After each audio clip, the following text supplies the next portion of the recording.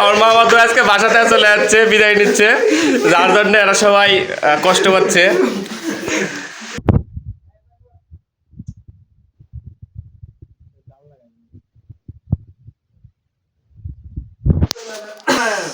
মামা তো নেহাল আমাদের সাথে অনেকদিন ছিল, সরি মুহাইমিন অনেকদিন ছিল আমাদের সাথে, তো আজকেও চলে যাচ্ছে।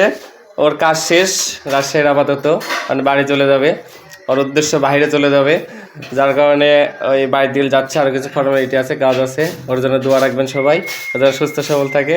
মুহাইমিন চলে যাচ্ছে, কেমন লাগছে বা আমার ছেড়ে? আপনার সাথে চলে যাচ্ছে ভাই, একসাথে থাকলাম ভাই, কষ্ট হচ্ছে ভাই, খুবই খারাপ লাগছে না? আমারও খুব খারাপ লাগছে, খুব মিস করবো। আমার বিয়াই তো সুখে কাতর,